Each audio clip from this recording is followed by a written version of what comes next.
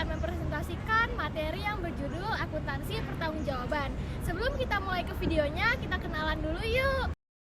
Perkenalkan, nama saya Gianti Dwi Pamungkas dengan NIM 432210101111. Perkenalkan, nama saya Bunga Jelita Trianti dengan NIM 432210101112.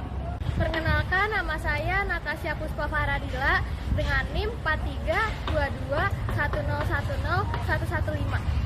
Perkenalkan, nama saya Ratu Bilkis dengan NIM 432210101120.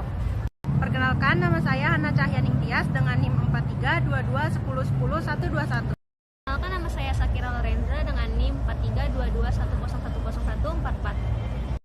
Let's start to the video.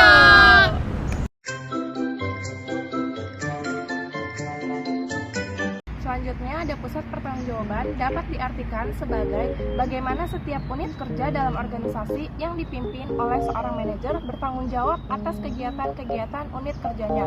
Organisasi merupakan kumpulan dari berbagai pusat pertanggungjawaban dengan tujuan yang pertama, menyusun perencanaan, proses pelaksanaan, alat pengendalian dan penilaian kinerja perusahaan. Yang kedua, menyusun tugas dan tanggung jawab yang jelas antara karyawan dan departemen dalam perusahaan. Yang ketiga, mendelegasikan tanggung jawab dan wewenang kepada karyawan dan departemen yang memiliki keahlian dan kompetensi. Yang keempat, memudahkan untuk mencapai sasaran organisasi. 1. Invest Center. Pusat investasi merupakan pusat pertanggungjawaban berdasarkan tingkat laba yang dihasilkan dikaitkan dengan besarnya investasi yang ditanamkan. 2. Pengukurannya berdasarkan perbandingan antara laba dan investasi yang ditanamkan pada pusat pertanggungjawaban yang menjadi tanggung jawabnya sehingga pusat investasi dianggap sebagai perluasan dari pengukuran prestasi pusat laba. 2. Profit Center. Pusat laba adalah suatu pusat di mana pusat pertanggungjawaban yang keluaran, output, dan masukan input diukur dalam suatu moneter sehingga laba dapat diukur. Suatu pusat pertanggungjawaban merupakan pusat laba jika manajemen menghendaki untuk mengukur keluaran pusat pertanggungjawaban tersebut dalam satuan uang dan manajer pusat pertanggungjawaban tersebut diukur atas dasar selisih dengan biayanya. Yang ketiga, income center. Pusat pendapatan yaitu suatu output atau pendapatan diukur secara moneter. Akan tetapi tidak ada upaya formal yang dilakukan untuk mengaitkan input atau biaya dengan output. Pusat pendapatan merupakan unit pemasaran atau penjualan yang tidak memiliki wewenang untuk menetapkan harga jual dan tidak bertanggung jawab atas harga pokok penjualan dari barang-barang yang dipasarkan. Yang keempat ada cost center. Pusat biaya adalah suatu pusat pertanggungjawaban di mana masukannya diukur dalam satuan mata uang, akan tetapi keluarannya tidak diukur dalam satuan uang. Berikutnya, salah satu bentuk tanggung jawab yang paling penting dari akuntan manajemen adalah memastikan akuntabilitas sumber daya yang dioperasikan pada suatu perusahaan. Karena itu, akuntansi manajemen harus memberikan suatu sistem akuntansi dan pelaporan yang mengakumulasikan dan melaporkan pendapatan, biaya, aktiva, hutang, dan informasi kualitatif yang berhubungan kepada manajer.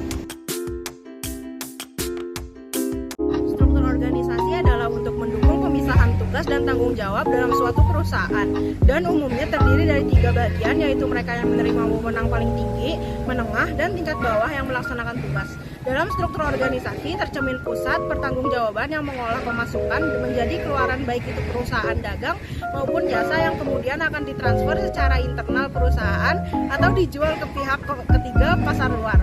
Perlu adanya pengendalian manajemen karena merupakan suatu proses di mana manajemen dapat menjamin bahwa organisasi telah melaksanakan strateginya dengan efektif dan efisien. Salah satu penetapan akuntansi pertanggungjawaban pada PT Kedre Hills adalah perusahaan jasa yang bergerak di bidang penyewaan properti seperti tanah maupun bangunan. PT Kedre Hills mempunyai lahan dan gedung yang sudah terisi. Penyewaan lahan dan gedung yang dipakai oleh klien adalah sebagai berikut. Yang pertama ada restoran Bon Appetit, yang kedua ada Hillis Jewelry, yang ketiga ada butik Obelia, yang keempat ada Salon Heilon, yang kelima ada Melody Spa, yang keenam ada Floyens Lawyer, yang ketujuh ada Valentine Cellular. Ini adalah struktur organisasi dari PT Kedre Hills. Yang pertama ada divisi pemasaran. Divisi pemasaran pada PT Kedre Hills memiliki fungsi sebagai income center. Divisi pemasaran bertanggung jawab dalam melakukan penjualan serta pengembangan terhadap penyewaan lahan dan gedung untuk memperoleh pendapatan. Tenaga pemasaran juga didukung oleh divisi lain seperti divisi keuangan sebagai controller dalam pengendalian biaya agar biaya yang dikeluarkan untuk publikasi dapat seminimal mungkin, dan divisi administrasi dan umum membantu tenaga pemasaran dalam hal penyediaan kebutuhan-kebutuhan untuk keperluan lahan dan gedung. Yang kedua adalah divisi keuangan. Pada PT Kedre Hills, divisi keuangan berperan sebagai cost center. Divisi keuangan menjadi pusat beban kebijakan mengelola seluruh aktivitas keuangan, baik dalam pencatatan akuntansi, kontrol pengeluaran, serta dalam kas giro. Penyusunan dan pengendalian anggaran keuangan perusahaan, penyajian laporan keuangan perusahaan, dan sekaligus sebagai controller dalam pengendalian biaya. Yang ketiga itu ada divisi administrasi dan umum, ditempatkan sebagai cost center. Dalam hal ini diakibatkan oleh pengeluaran dari divisi pemasaran dan divisi keuangan sebagian besar ditransfer menjadi biaya dari divisi administrasi dan umum. Divisi administrasi dan umum PT Kedre Hills merupakan bagian dari divisi operasional. Sebagian besar kebutuhan biaya divisi administrasi dan umum adalah dalam penyediaan kebutuhan bagi divisi pemasaran. Yang keempat itu ada direktur. Direktur PT Kedre Hills mempertemukan adanya pusat pendapatan dengan pusat beban sehingga menjadi pusat laba. Hal ini dapat dinilai dari adanya wewenang untuk membuat keputusan berada di tangan dari direktur.